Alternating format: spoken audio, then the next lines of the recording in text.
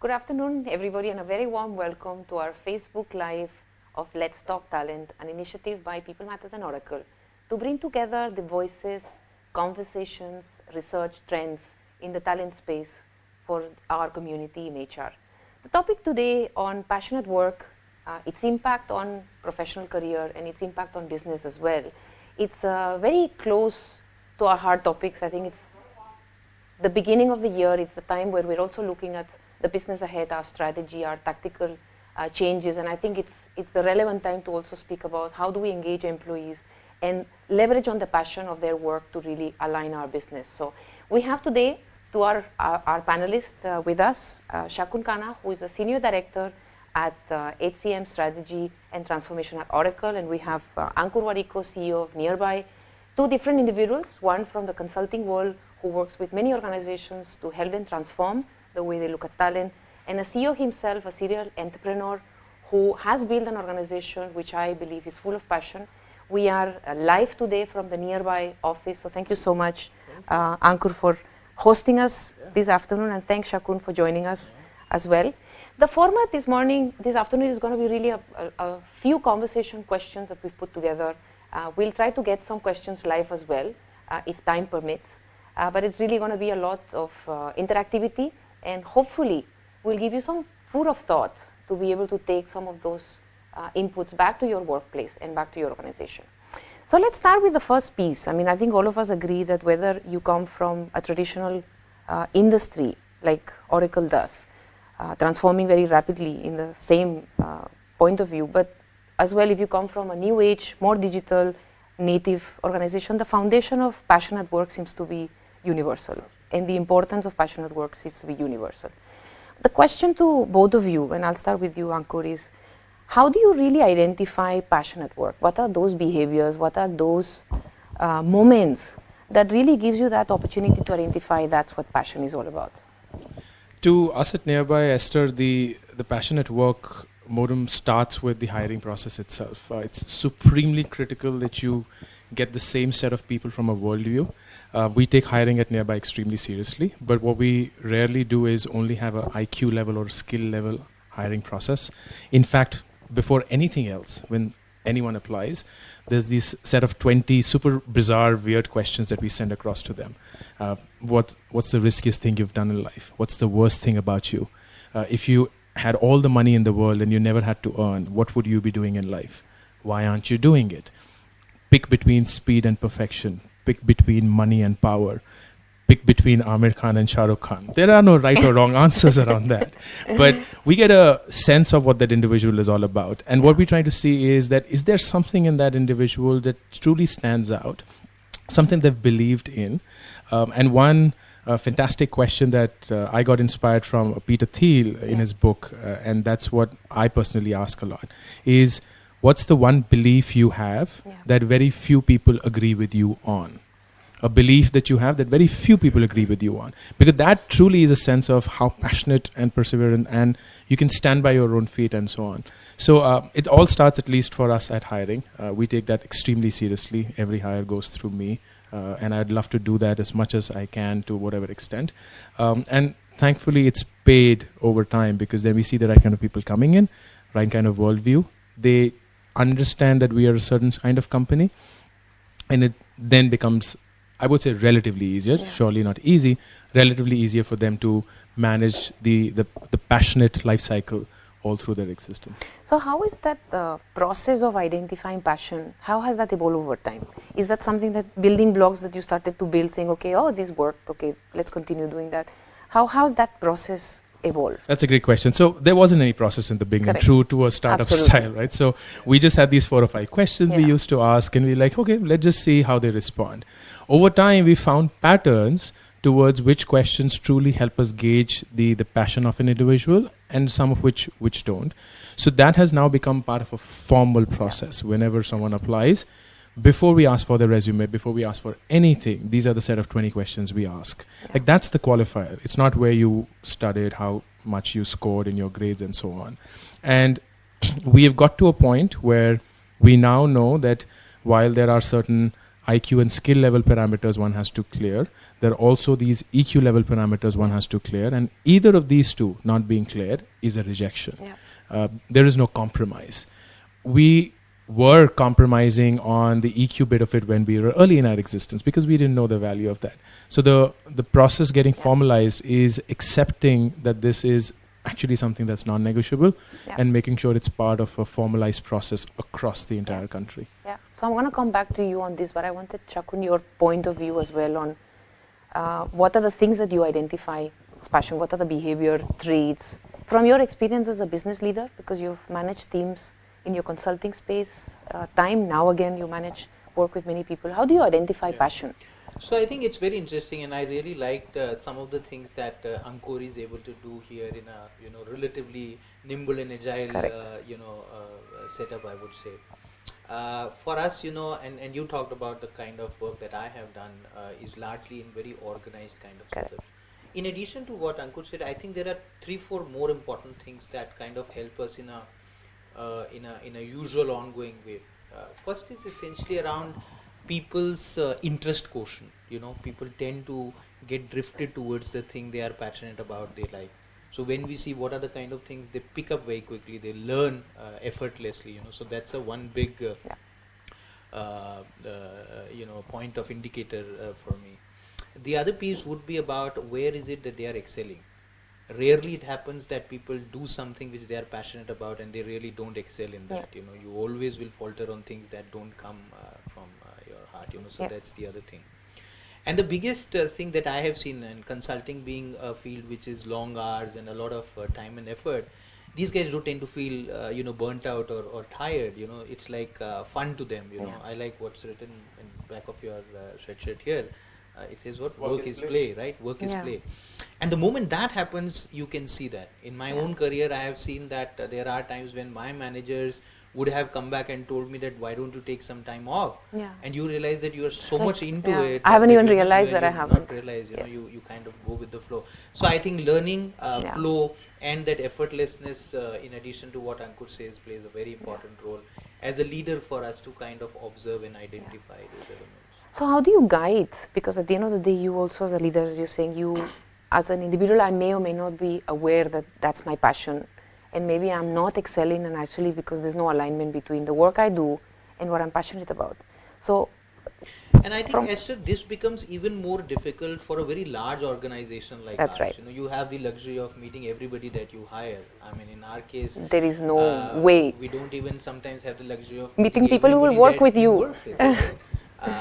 And I think there some of the enablers play a very important role. So we tend to observe certain patterns in the organization. One of the things that we promote is volunteering. So keeping a tab of the kind of things that people are volunteering for, that gives us a lot of clue. There are people who are more, in themselves, and they would want to do some things which keeps themselves to themselves, versus other people who are more outgoing. So I think that relates strongly to that. The other piece is when we capture the career aspirations of people, a lot of time we also ask them to define what they want to do and why they would want to do. And at an aggregated level, when we are able to look at that consolidated data in a more structured manner, we are able to kind of bucketize the large population that runs into hundreds of thousands for an organization like Oracle, and then do programs there. So that for us becomes the starting point, which probably is that conversation for you. So you're taking your cue on aggregating, because at the end of the day, the passion of one individual will add up into the passion of the group.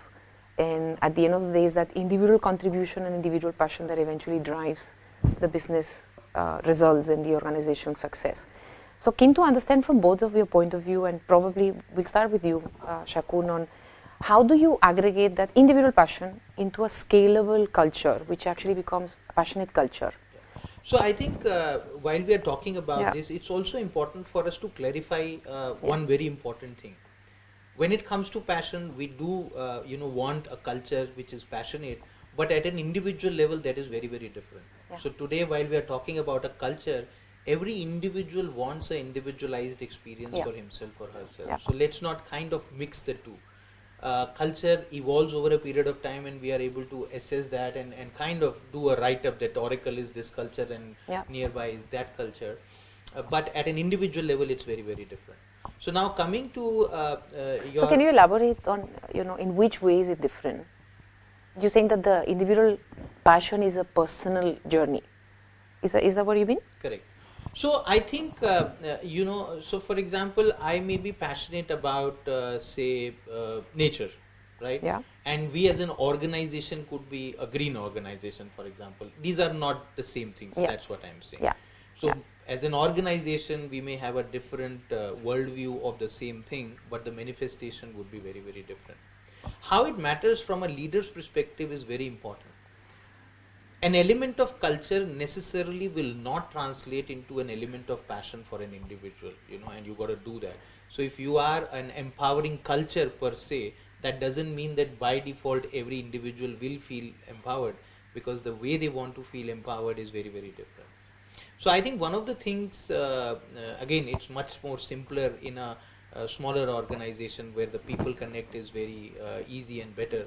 For larger organizations, it is very difficult. And that's where I think technology is kind of playing, and that aggregation plays a role. I worked as a consultant with an organization which was very interesting, because it was again a large, very rapidly growing organization. The leader of the organization, however, want to keep that kind of personal connect. It was not, physically possible to be able to connect with everyone. So we were able to aggregate the interest and passion into buckets. Here are the 20 people who are passionate about films. So can we craft a reward and recognition strategy around films? So we started giving them movie tickets, or sending them updates regarding movies, or inviting them for talks. Here are other people who are cricket people. So then the time when you engage them, the time you relate with them is very different. It is event based. So you are actually able to draw on the larger energy of what is happening outside pertaining to their passion and interest within the organization, simply because of this aggregation and the enablers. Right? And create that personalization of context. Absolutely. Yeah, wonderful. Thank you so much for sharing that example. So do you agree with the fact that the individual passion and the organizational group is different? Because when you're hiring people, you're asking these 20 questions, 25 questions. You're looking for something. And you're saying there's no right or wrong answer. But you're looking for something.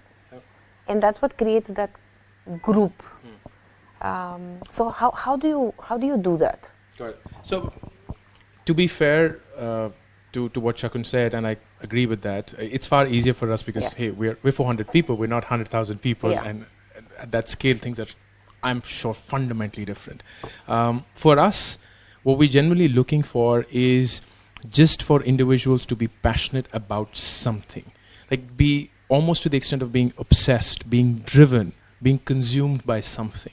Because when we know that that happens, we know that that's the hook, that's almost the hint, that's the bait for us That to you work have on. an opportunity to Absolutely. leverage. To leverage that. Now, whatever it is. Now, let's say someone's just completely driven by cricket. And Yeah. incidentally, I had lunch with a colleague who has been a sports journalist. He's 24 years of age. Okay. And he's been a sports journalist since 14. Wow. And Awesome. he's interviewed test cricketers. He's Wow. been to Ganguly's residence and has had... What a representation of passion. no? Yeah, Like right. That So- level of passion. So he knows everything. Like he knows when was that test 100, this and that. I don't. But what I know is that there is something Yeah. in him that gets him driven and up every morning, Yeah. should there be.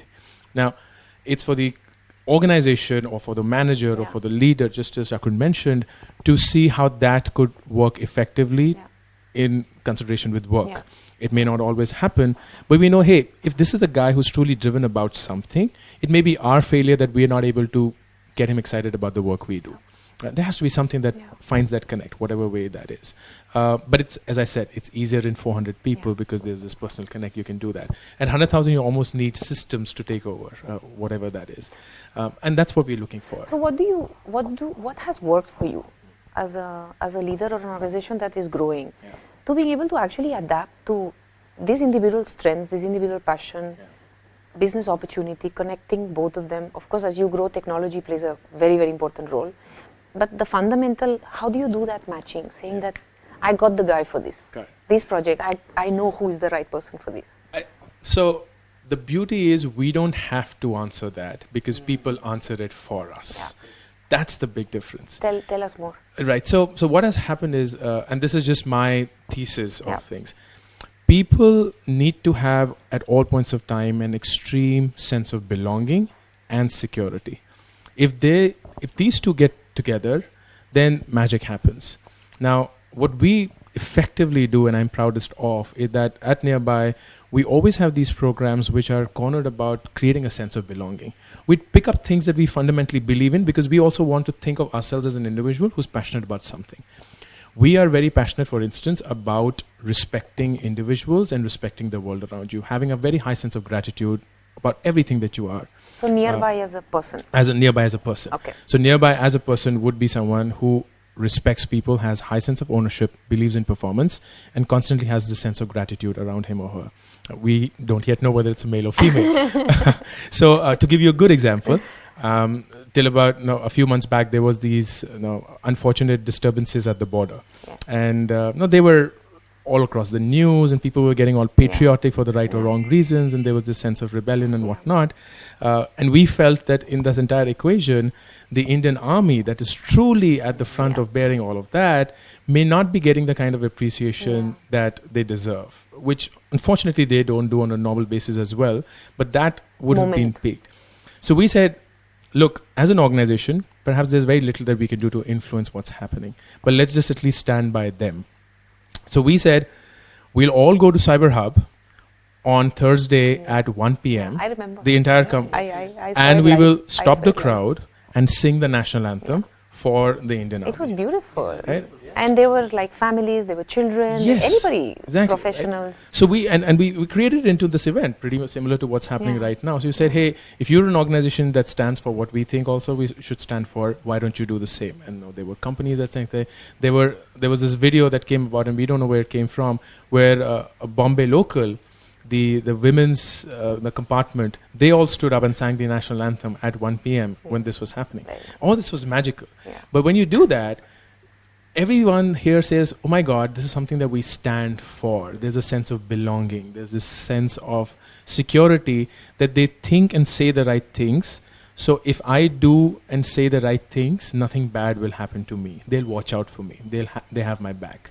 And that's how we've managed to create that passion. So to the larger question that you were asking is, when we do something new, when we're thinking of something completely fresh, we say, hey, this is what we want to do. Who wants to sign up for this? And people just come up. Because we have that sense of security. That exactly, right? It's like that even if this fails, the company will be behind me. Like even if this doesn't go anywhere, I would still have learned something, and that's what the organization values far more than just me succeeding or winning or getting grades or blah, blah, blah. So how do you scale that from 500 to 100,000? How do we scale? Yeah, and I knew you were going to ask this question because it is it's a big challenge. And I'm sure Ankur, you're also listening very gratefully. It is a big challenge, and I'll tell you some things are possible for in a larger scale, and some things are nearly impossible. So this sense of belonging that you talked about, when organizations are very large, spread across multiple locations, and are very technology driven, creating that belonging is slightly difficult because it becomes very impersonal. And I think the sense of ownership that you talked about plays a much more important role.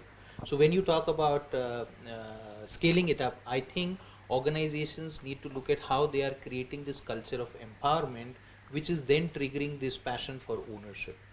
Now, one thing, Ankur, you said very beautifully, and I just want to reiterate, is that when we talk about being passionate, clearly there are people who are passionate and there are people who are not, right? Let's get that right.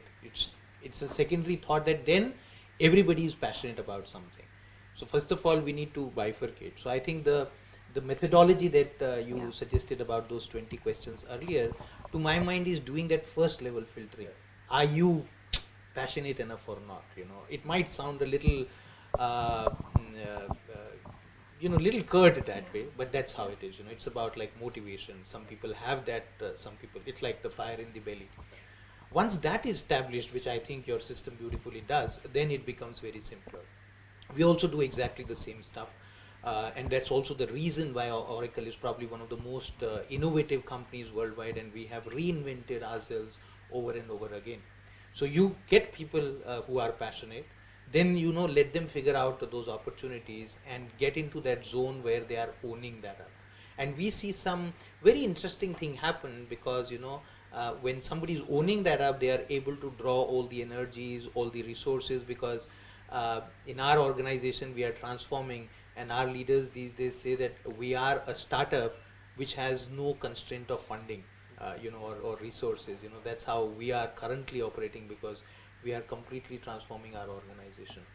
So creating that sense of ownership by empowering is very critical, and then everything falls in place, which probably in your case starts with the belonging piece and goes on. So The other piece please. I would say is that it's also the organization's ability to drive career, over a long period of time, because since we are a very old organization and there are a lot of people who are full of passion and have tenure in the organization, they also continuously reinvent themselves, and that becomes organizations imperative to provide them those opportunities and enablers to do that. If I think these two things are taken care of, then you really get benefited out of that. Wonderful. So this, you said something interesting, that there are passionate people and non-passionate people.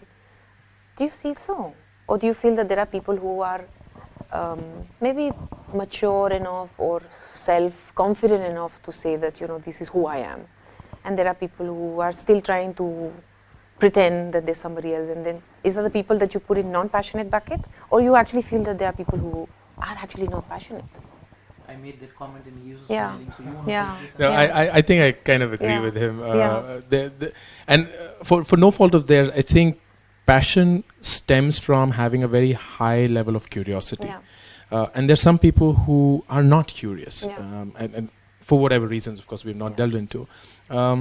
And unless you don't have someone who's willing to find out why, Yeah. they will never be passionate about Yeah. something. It's very understandable, very commonsensical. So it's perhaps a reflection of the education system we have. We haven't been really forced to genuinely ask why. You've just been asked to accept. You've just been asked to, just throw it out on an exam at some point of time.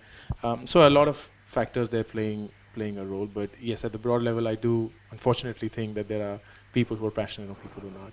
And I think that's probably a topic for our next Facebook Live. Yeah, and one little thing I want to Yes. clarify is that there's nothing wrong if one is Yeah. not passionate. It has its own advantages.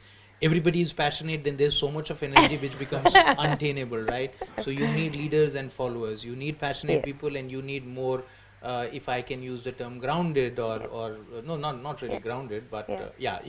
whatever Yes. opposite of not Yes. not Yes. passionate means. Yes, I think that the definition of passion in the context of this conversation is really about that curiosity and that eagerness to find And- new things and and also drive things. passion that can be leveraged in the context of business. Yeah.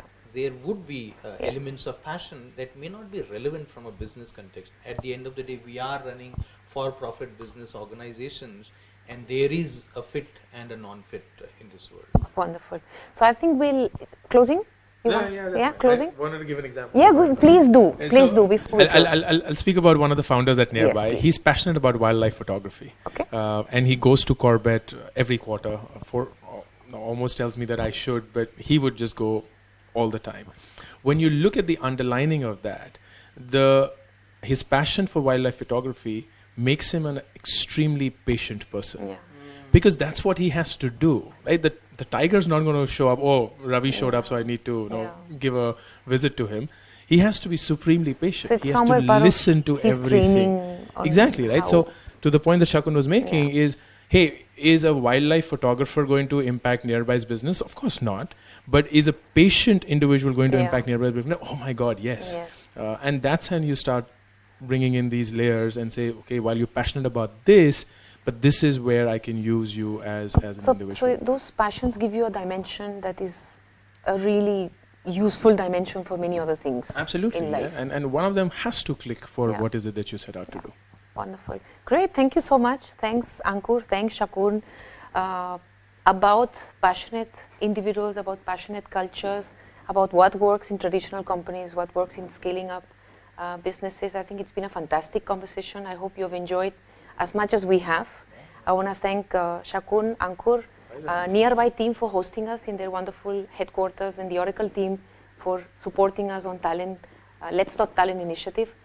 A lot more to come this coming February. We're starting with webinars as well coming up in our calendar. So we invite you all to join us in People Matters website on Let's Talk Talent. Thank you very much and have a wonderful evening ahead. Thank you so much, Ankur, for hosting us here. Thank you. Thank you. Pleasure. It was a pleasure.